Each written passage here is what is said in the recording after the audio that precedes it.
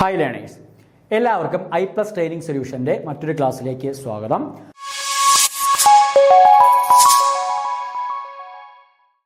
അപ്പോൾ കഴിഞ്ഞ ക്ലാസ്സുകളിലായിട്ട് റിസർച്ച് ഓഫീസറിന് 2022 എക്സാമിന് ചോദിച്ചിട്ടുള്ള മാത്തമാറ്റിക്സ് ടോപ്പിക്കിൽ നിന്ന് ചോദിച്ചിട്ടുള്ള ക്വസ്റ്റ്യൻസിൻ്റെ ഡിസ്കഷനായിരുന്നു നമ്മൾ കഴിഞ്ഞ ക്ലാസ്സിൽ കണ്ടക്ട് ചെയ്തത്.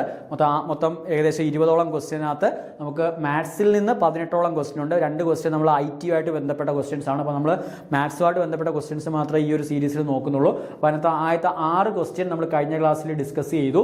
അപ്പോൾ ഇനി നമുക്ക് അടുത്തതായിട്ട് ഡിസ്കസ് ചെയ്യാനുള്ളത് ഒരു 7 ക്വസ്റ്റ്യൻ നമ്മൾ കഴിഞ്ഞ ക്ലാസ്സിൽ ഡിസ്കസ് ചെയ്തു. അപ്പോൾ അടുത്തതായിട്ട് നമുക്ക് ഡിസ്കസ് ചെയ്യാനുള്ളത് 8ാമത്തെ ക്വസ്റ്റ്യൻ ആണ്. അപ്പോൾ അതും വളരെ സിമ്പിളായിട്ടുള്ള ക്വസ്റ്റ്യൻ എന്തുവാ പറഞ്ഞേക്കുന്നത്? The eccentricity of the ellipse. Okay, ഒരു എലിപ്സിന്റെ എക്സെൻട്രിസിറ്റി വാല്യൂ എത്ര എന്നുള്ള കാര്യം എന്ത് ചെയ്യണം? കണ്ടുപിടിക്കണം. അപ്പോൾ കോണിക് സെക്ഷനുമായിട്ട് ബന്ധപ്പെട്ട ക്വസ്റ്റ്യൻ ആണ്. അപ്പോൾ കോണിക് സെക്ഷൻ വളരെ ഇമ്പോർട്ടൻ്റ് ആയിട്ടുള്ള ടോപ്പിക്കാണ്. സർക്കിൾ, എലിപ്സ്, പരാബോള, ഹൈപ്പർബോള ഇതുമായിട്ടൊക്കെ ബന്ധപ്പെട്ട ഇക്വേഷൻസും അതിൻ്റെ തിയറി പാർട്ടുമാണ് നമ്മൾ കോണിക് സെക്ഷനിൽ നമ്മൾ പഠിച്ചു വെച്ചേക്കേണ്ടത്. അപ്പോൾ ഇത് ഡയറക്റ്റ് ആൻസർ അറിയാവുന്ന ഒരാൾക്ക് ഡയറക്റ്റ് തന്നെ നമുക്ക് ആൻസർ ചെയ്ത് പോകാവുന്നതേ ഉള്ളൂ. അപ്പോൾ എന്തോ ഒരു എലിപ്സിന്റെ എക്സെൻട്രിസിറ്റി എന്ന് പറഞ്ഞാൽ എത്രയായിരിക്കും ഒരു എലിപ്സിന്റെ എക്സെൻട്രിസിറ്റി? അപ്പോൾ എക്സെൻട്രിസിറ്റിയുടെ റിലേഷൻ ഇതാ. എക്സെൻട്രിസിറ്റി എന്ന് പറയുന്നത്, എക്സെൻട്രിസിറ്റിയെ നമ്മൾ എന്നാണ് ഡിനോട്ട് ചെയ്യുന്നത്.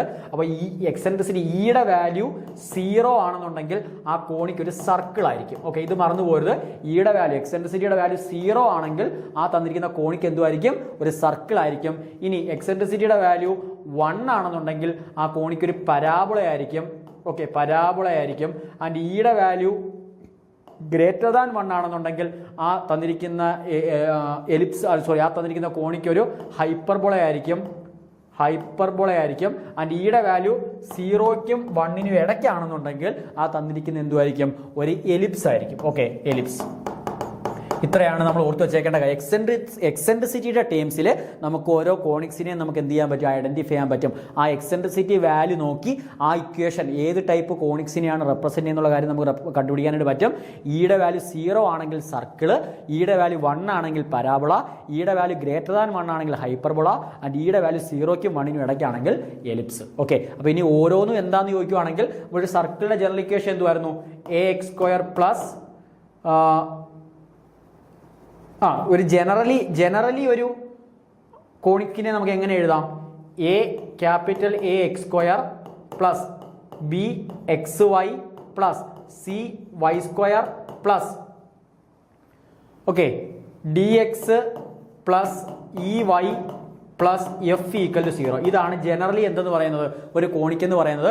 ഇനി ഈ ABC ആ തന്നിരിക്കുന്ന കോൺസ്റ്റന്റുകളുടെ വാല്യൂ മാറുന്നതിനനുസരിച്ചാണ് അത് എന്തൊക്കെയായിട്ട് മാറുന്നത്? സർക്കിളായിട്ടും പരാബോളയായിട്ടും ഹൈപ്പർബോളയായിട്ടും എലിപ്സുമായിട്ടൊക്കെ എന്ത് ചെയ്യുന്നത്? മാറുന്നത്. ഓക്കെ, ഇവിടെ എയുടെയും സിയുടെയും വാല്യൂ ഈക്വലും ബിയുടെ വാല്യൂ 0 ആണെന്നുണ്ടെങ്കിൽ, എയുടെയും സിയുടെയും വാല്യൂ ഈക്വലും ഈ ബിയുടെ വാല്യൂ 0 ആണെന്നുണ്ടെങ്കിൽ ആ തന്നിരിക്കുന്ന എന്തുമായിരിക്കും? ഒരു സർക്കിൾ ആയിരിക്കും. ഓക്കെ, ഇനി എയുടെയും ബിയുടെയും വാല്യൂ നോട്ട് ഈക്വലും B² minus 4AC value 4AC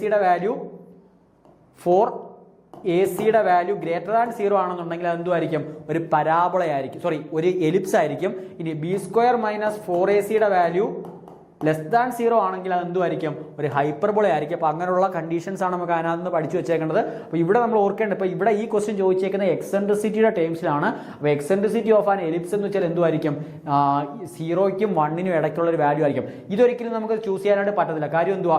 ഈ കേസിൽ എയുടെ വാല്യൂ എന്തും പോസിബിളാണ്, 0യും പോസിബിളാണ്. കാര്യം ഈയുടെ വാല്യൂ 0 വരുന്ന കേസിൽ അതൊരു സർക്കിൾ ആയിരിക്കും. അപ്പോൾ കറക്റ്റ് എലിപ്സ് എന്ന് തന്നെ നമുക്ക് സ്ട്രെസ് ചെയ്ത് പറയണമെങ്കിൽ ഈയുടെ വാല്യൂ എന്തായിരിക്കണം? 0യെക്കാളും വലുതായിരിക്കണം, 1നെക്കാളും എന്തായിരിക്കണം? ചെറുതായിരിക്കണം. ഓക്കെ, അപ്പോൾ ഇത്രയാണ് നമുക്ക് അതിനകത്ത് നിന്ന് ഓർത്ത് വെച്ചേക്കേണ്ട കാര്യങ്ങൾ. ഡീറ്റെയിൽ ആയിട്ട് നമ്മൾ കോണിക് സെക്ഷൻ ഡിസ്കസ് ചെയ്യുന്ന സമയത്ത് അതുമായിട്ട് ബന്ധപ്പെട്ട കാര്യങ്ങൾ നമ്മൾ പറയുന്നതായിരിക്കും. ഓക്കെ, അപ്പോൾ ക്വസ്റ്റ്യൻ നമ്പർ 8.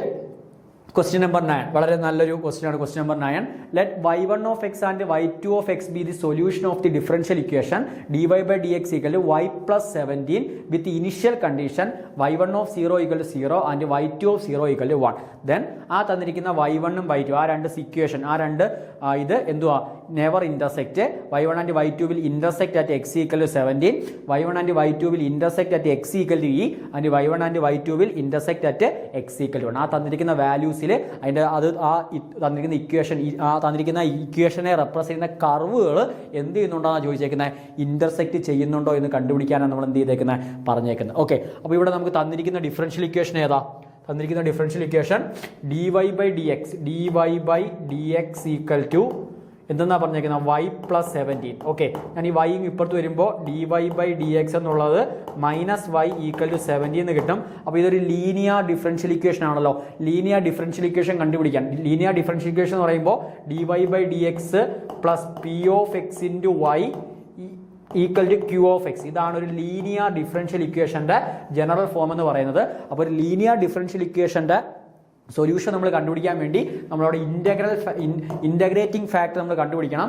ഇൻ്റഗ്രേറ്റിംഗ് ഫാക്ടർ എന്ന് പറയുന്നത് എന്തുവായിരുന്നു? ഇൻ്റഗ്രേറ്റിംഗ് ഫാക്ടറിന്റെ വാല്യൂ e⁻p(x) dx ആണ്. അവിടെ എന്തെന്ന് വിളിക്കുന്നത്? നമ്മൾ ഇൻ്റഗ്രേറ്റിംഗ് ഫാക്ടർ എന്ന് വിളിക്കുന്നത്. ഓക്കെ, അപ്പോൾ ഒരു ലീനിയർ ഡിഫറൻഷ്യൽ ഇക്വേഷന്റെ ഇൻ്റഗ്രേറ്റിംഗ് ഫാക്ടർ എന്ന് പറയുന്നത് e⁻p(x) dx ആണ്. അപ്പോൾ ഇവിടെ നമ്മൾ ഈ തന്നിരിക്കുന്ന ഇക്വേഷൻ നോക്കുമ്പോൾ p(x)ന്റെ പ്ലേസ് p(x) മീൻസ് y-യുടെ കൂടെ വരുന്ന ടേമിനെ നമ്മൾ എന്തെന്ന് വിളിക്കുന്നത്?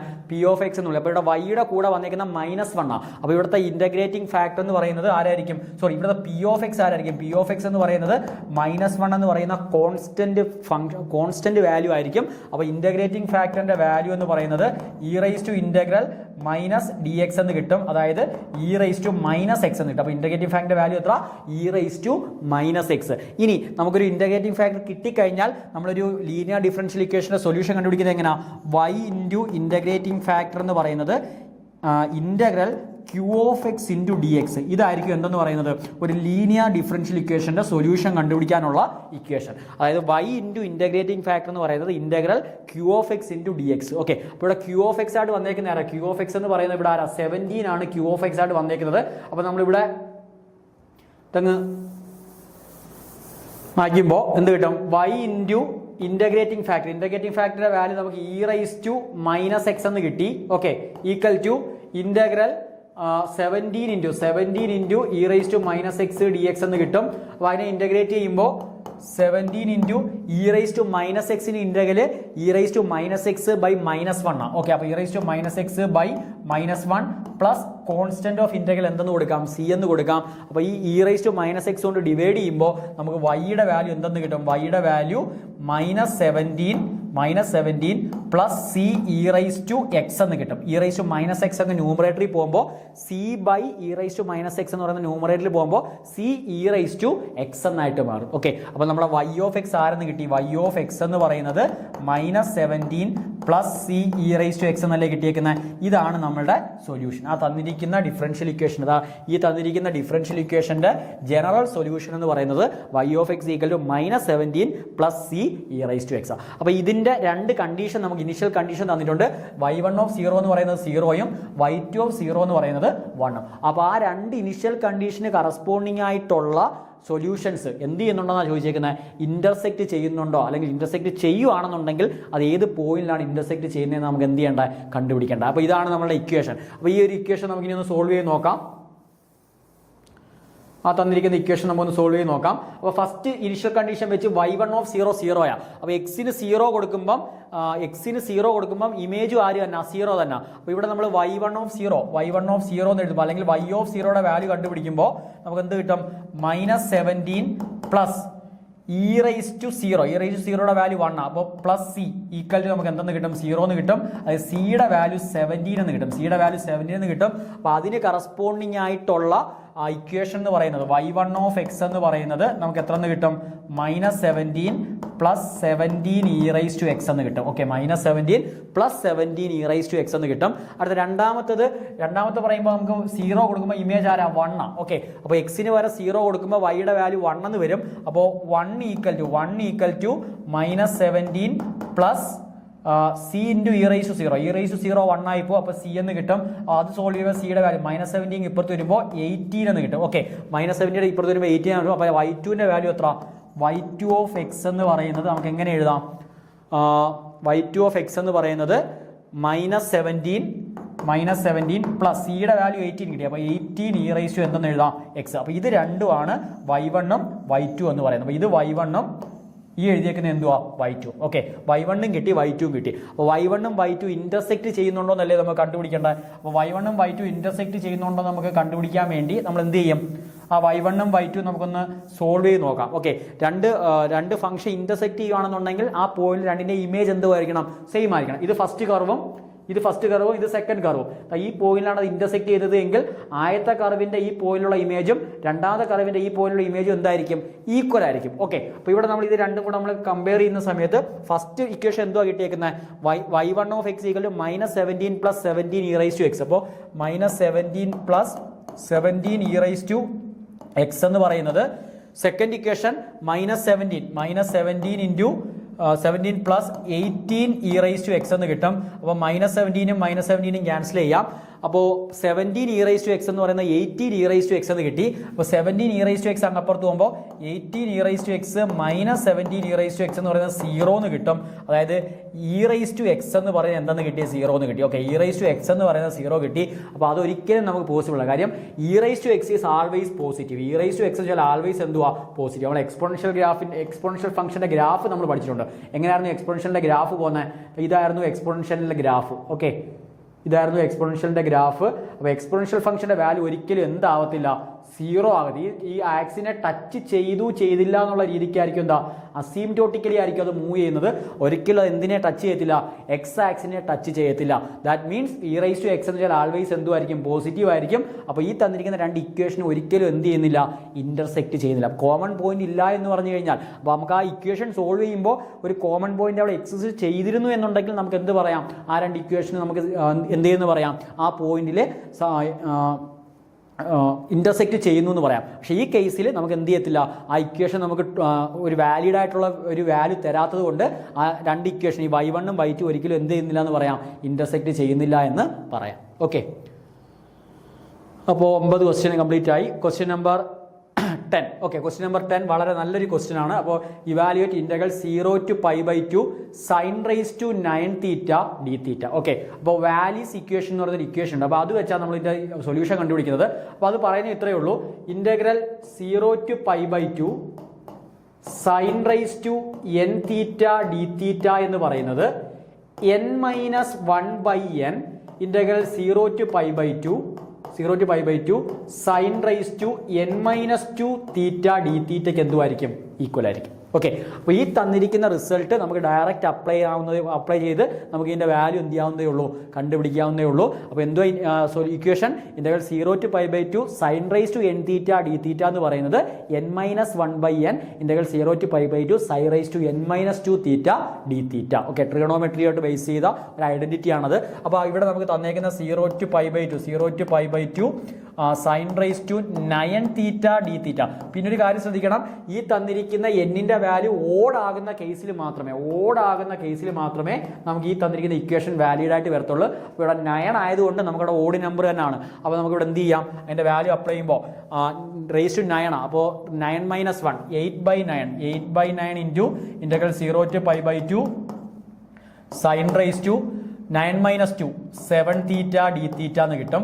ഇവിടെ വീണ്ടും നമ്മൾ അപ്ലൈ ചെയ്യുമ്പോൾ 8/9 ഇൻറ്റു ഇനി 7 ഒരു ഓഡ് നമ്പർ ആയതുകൊണ്ട് അവിടെ വീണ്ടും റിസൾട്ട് അപ്ലൈ ചെയ്യുമ്പോൾ 6/7 integral 0 to π/2 sin raised to 5θ dθ എന്ന് കിട്ടും. ഇനി 5ന് ആ റിസൾട്ട് വീണ്ടും അപ്ലൈ ചെയ്യുമ്പോൾ 8/9 into 6/7 into 4/5 integral 0 to π/2 sin cube θ dθ എന്ന് കിട്ടും. ഇനി ക്യൂബിന് അപ്ലൈ ചെയ്യുമ്പോൾ 8/9 into 7/6 into 4/5 into 2/3 integral 0 to π/2 sin cube -2 അപ്പോൾ sin θ dθ എന്ന് കിട്ടും. ഓക്കെ, ഇനി ഇന്റഗ്രൽ 0 to π/2 sin θ dθ എന്ന് പറയുന്നത് ഇന്റഗ്രൽ 0 to π/2 sin θ dθ എന്ന് പറയുന്നത് എന്തുവാ? 1. ഓക്കെ, അത് നമുക്ക് കണ്ടുപിടിക്കാവുന്നേ ഉള്ളൂ. ഇന്റഗ്രൽ 0 to π/2 sin θ dθ എന്ന് പറഞ്ഞാൽ എത്ര? 1. അപ്പോൾ ഈ തന്നിരിക്കുന്ന ആൻസർ 1 ആയി പോകും. അപ്പോൾ ബാക്കി എന്തൊക്കെ മൾട്ടിപ്പിൾ ഫൈനൽ ആൻസർ എന്തുമായിരിക്കും? ഫൈനൽ ആൻസർ എന്ന് പറയുന്നത് 8 × 7 4 × 2 ഡിവൈഡ് ബൈ 9 × 6 × 5 × 3 എന്ന് കിട്ടും. അപ്പോൾ നമ്മൾ കമ്പയർ ചെയ്യുന്ന സമയത്ത് മുഴുവൻ മൾട്ടിപ്ലൈ ചെയ്യണമെന്നില്ല, അല്ലാതെ നമുക്ക് കണ്ടുപിടിക്കാന്നുള്ളൂ. 7 × 56 6 × 4 = 24 4 × 2 8. അപ്പോൾ യൂണിറ്റ് മുകളിൽ എന്ത് വരണം? 8 വരണം. 8 വരുന്നതായിരിക്കും ആൻസർ. അപ്പോൾ എന്തായാലും താഴെ എന്തും വരണം? 7 × 8 56, അപ്പോൾ 6 വൺസ് ഡിജിറ്റിൽ. 6 × 4 24, അപ്പോൾ 4 വൺസ് ഡിജിറ്റ്. 4 × 2 8. അപ്പോൾ ഇവിടെ 8 വരണം, യൂണിറ്റ് 8 വരണം. താഴെ 9 6 54, 4 14 20, 0 0 × 3 0. ഓക്കെ, താഴെ 0 വരണം. അപ്പോൾ താഴെ 0 വരത്തക്ക രീതിക്ക് ഓപ്ഷൻ ഇല്ല. അപ്പോൾ നമുക്ക് അല്ലെങ്കിൽ നമുക്ക് ക്യാൻസൽ ചെയ്ത് നോക്കാം. ഓക്കെ, ക്യാൻസൽ ചെയ്യുമ്പോൾ എത്ര കിട്ടും?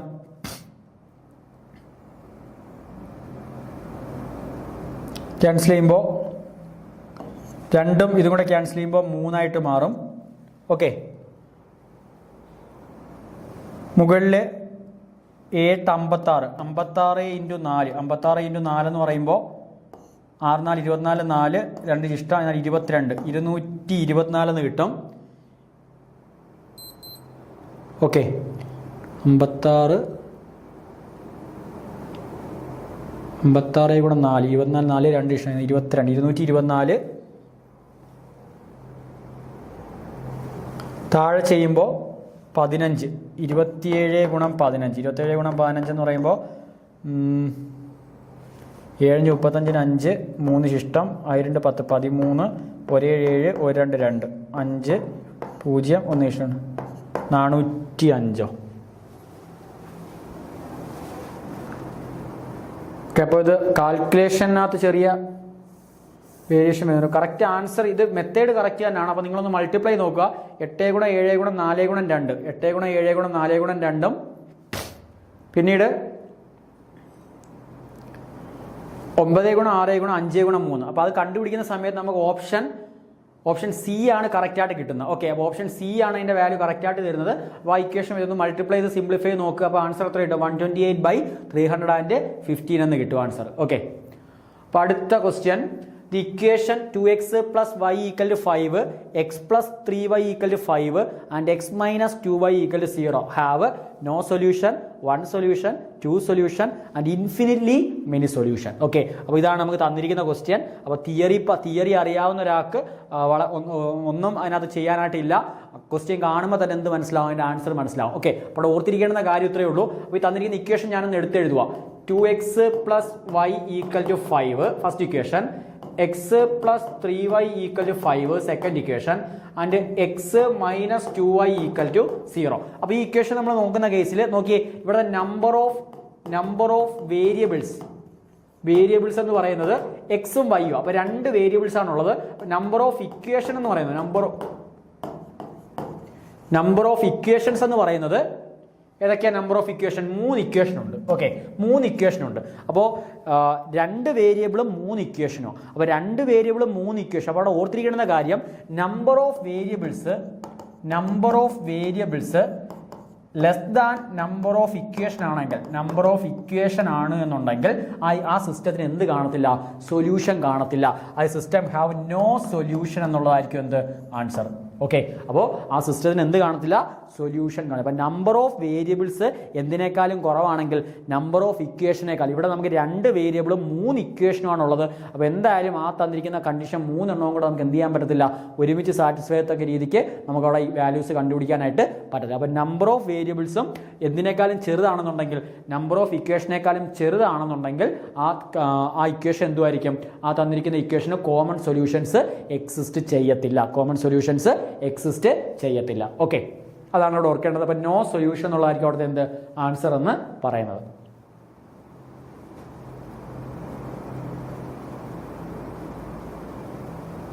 ഓക്കെ, ഇപ്പോൾ 11 ക്വസ്റ്റ്യൻ. അടുത്തതും വളരെ നമ്മൾ തിയററ്റിക്കലി നമ്മൾ പഠിച്ചിട്ടുള്ളൊരു കൺസെപ്റ്റ് തന്നെയാണ്.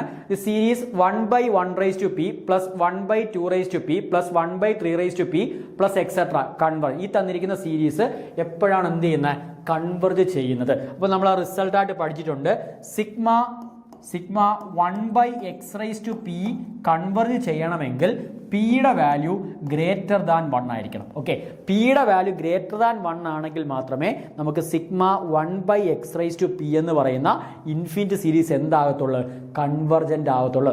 പിയുടെ വാല്യൂ 0ക്കും p1നും ഇടയ്ക്കാണെന്നുണ്ടെങ്കിൽ സിഗ്മ 1/x⁻p എന്തുമായിരിക്കും, less than or equal to 1. Okay, അവിടെ less than or equal to 1 less than or equal to 1 ആണെന്നുണ്ടെങ്കിൽ sigma 1/x⁻p is divergent. Okay, അപ്പോൾ അത് പഠിച്ചു വെച്ചേക്കേണ്ട ഒരു റിസൾട്ട് ആണ്. അപ്പോൾ സിഗ്മ 1/x⁻p കൺവർജന്റ് ആകണമെങ്കിൽ പിയുടെ വാല്യൂ ഗ്രേറ്റർ ദാൻ 1 ആയിരിക്കണം. ഇനി പിയുടെ വാല്യൂ 0ക്കും 1നേക്കാളും less than or equal to ആണെന്നുണ്ടെങ്കിൽ സിഗ്മ 1/x⁻p എന്തുമായിരിക്കും, ഡൈവർജന്റ് ആയിരിക്കും. ഓക്കെ, അപ്പോൾ ഈ ക്വസ്റ്റ്യൻ നോക്കിയേ, 1/1p plus 1/2p plus 1/3p plus etcetera എന്ന് പറയുന്നത് എപ്പോഴാണ് കൺവർജ് ആകുന്നത്, പിയുടെ വാല്യൂ എന്താകുമ്പോൾ ഗ്രേറ്റർ ദാൻ 1. പിയുടെ വാല്യൂ ഗ്രേറ്റർ ദാൻ 1 ആകുമ്പോഴാണ് ആ സീരീസ് എന്തായിട്ട് മാറുന്നത്, കൺവർജന്റ് ആയിട്ട് മാറുന്നത്. ഓക്കെ, അപ്പോൾ 12 ക്വസ്റ്റ്യൻ കംപ്ലീറ്റ് ആയി.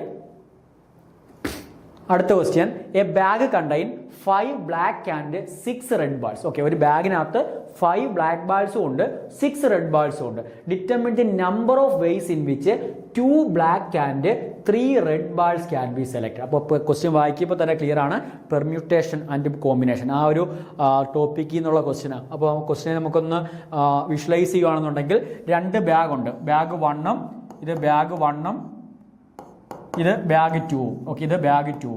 Okay, bag 2. ബാഗ് 1നകത്ത് 5 ബ്ലാക്ക് ബാളും ആൻഡ് 6 റെഡ് ബാളും. ഓക്കെ, അപ്പോൾ ഇനി ഓക്കെ, ഒറ്റ ബാഗേ ഉള്ളൂ, 2 ബാഗിന്റെ കേസ് ഇവിടെ പറയുന്നില്ല കേട്ടോ. 2 ബാഗിൽ ഒറ്റ ബാഗേ ഉള്ളൂ. ഒരു ബാഗിനകത്ത് എന്തുണ്ട്, ഒരു ബാഗുണ്ട്, ആ ബാഗിനകത്ത് എന്തുണ്ട്, 5 ബ്ലാക്ക് ബാളും ഉണ്ട്, 6 റെഡ് ബാൾസും ഉണ്ട്. Determine the number of ways in which 2 black ball and 3 red balls can be selected. അപ്പോൾ ആ തന്നിരിക്കുന്ന ബോളുകളുടെ കളക്ഷനിൽ നിന്ന് 2 ബ്ലാക്ക് ബോളും 3 റെഡ് ബോളും നമുക്ക് എത്ര വേസിൽ സെലക്ട് ചെയ്യാം എന്നുള്ളതാണ് എന്ത് ചെയ്യേണ്ടത്, കണ്ടുപിടിക്കേണ്ടത്. ഓക്കെ, അപ്പോൾ അത് ഡയറക്റ്റ് ക്വസ്റ്റ്യൻ, നമ്മളെ കോമ്പിനേഷൻ എന്ന് പറയുന്ന കൺസെപ്റ്റിൽ നിന്നുള്ള ഡയറക്റ്റ് ക്വസ്റ്റ്യൻ. അപ്പോൾ ആ ബാൾസിനെ ഞാൻ ഇങ്ങനെ നമ്പർ ചെയ്യുകയാണെന്നുണ്ടെങ്കിൽ black ബോൾസിനെ B1, B2, B3, B4, B5 എന്നും, okay, 6 red ബാൾസിനെ R1, R2, R3, R4, R5 and R6 എന്ന് ഞാൻ എന്ത് ചെയ്യുക, നമ്പർ ചെയ്യുക. അപ്പോൾ ഞാൻ അതിനകത്ത് എന്തെടുക്കുക, determine number of ways in which 2 black and 3 red balls. അപ്പോൾ 2 ബ്ലാക്ക് ബോളും 3 റെഡ് ബോളും എത്ര രീതിക്ക് എനിക്ക് എന്ത് ചെയ്യാൻ പറ്റും, അവിടുന്ന് ചൂസ് ചെയ്യാനായിട്ട് പറ്റും. 2 ബ്ലാക്ക് ബോൾ എന്ന് പറയുമ്പോൾ B1ഉം B2 എടുത്തു, അതിൻ്റെ കൂടെ R1, R2, R3 ഇതൊരു കോമ്പിനേഷനാണ്.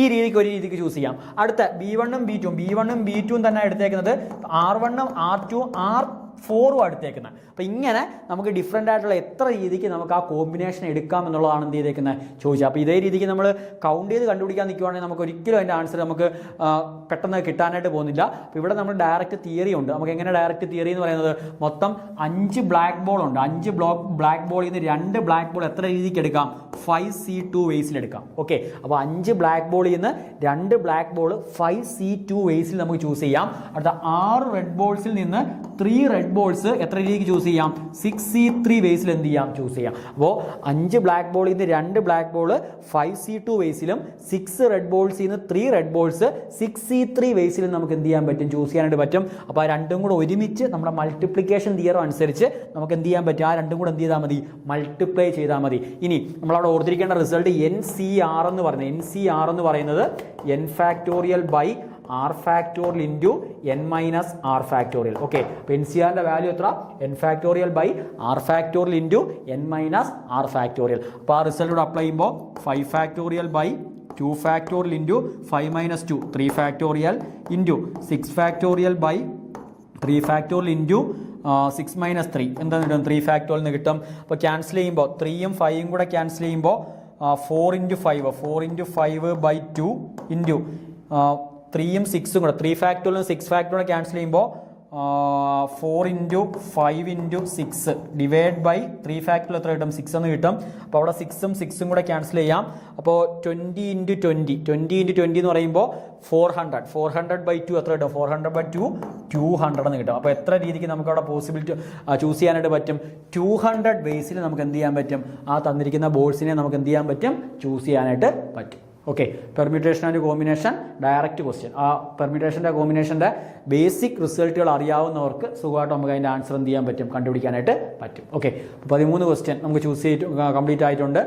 അപ്പോൾ ഈ നമ്മൾ ഇത്രയും ഡിസ്കസ് ചെയ്ത ക്വസ്റ്റ്യനകത്ത് വലിയ കാൽക്കുലേഷൻസ് വരുന്ന ക്വസ്റ്റ്യൻസ് ഒന്നും അധികം വന്നിട്ടില്ല. അപ്പോൾ ഇതെല്ലാം ബേസിക് കൺസെപ്റ്റുകളിൽ നിന്ന് ചോദിച്ചേക്കുന്നതാണ്. അപ്പം ഇമ്പോർട്ടൻ്റ് ആയിട്ട് ഓർക്കേണ്ടത്, ഈ ഒരു എക്സാമിന് ഫോക്കസ് ചെയ്യുന്നവർ ഏറ്റവും കൂടുതൽ ഓർക്കേണ്ടത്, ഇപ്പോൾ ഈ ഒരു സിലബസ് തന്നെയാണ് നമുക്ക് ഈ ഒരു വരുന്ന എക്സാമിനുമെങ്കിലും എക്സാമിനാണ് ഈ സിലബസിന് ചേഞ്ച് ഇല്ല, ഈ ഒരു സിലബസിൽ തന്നെയാണ് എക്സാം വരുന്നത് എങ്കിൽ ഉറപ്പായിട്ടും +2 ലെവലിലുള്ള +1 +2 ലെവലിലുള്ള ടെക്സ്റ്റ്, ആ ഒരു ടെക്സ്റ്റ് നല്ല രീതിക്ക് അങ്ങ് പഠിക്കുകയാണെന്നുണ്ടെങ്കിൽ നമുക്ക് ഈ ഒരു മാർക്ക് നമുക്ക് എന്ത് ചെയ്യാൻ പറ്റും, സ്കോർ ചെയ്യാനായിട്ട് പറ്റും. ഓക്കെ, അടുത്ത പറഞ്ഞേക്കുന്നത് distance of the point from the line. Okay, അപ്പോൾ അത് നമ്മൾ ഡയറക്റ്റ് തിയറി നമ്മൾ അറിഞ്ഞിരിക്കേണ്ടുന്ന കാര്യമാണ്. ഒരു ലൈൻ, ഇതാണ് L എന്ന് പറയുന്ന ലൈൻ. ഓക്കെ, L എന്ന് പറയുന്ന ലൈൻ്റെ ഇക്വേഷൻ AX + BY + C = 0. ഇതാണ് ഒരു ലൈൻ്റെ ജനറൽ ഇക്വേഷൻ എന്ന് പറയുന്നത്. ഇത് സം പോയിന്റ് P എന്ന് പറയുന്ന point, P of X0 Y0 എന്ന് പറയുന്ന ഒരു പോയിന്റ്.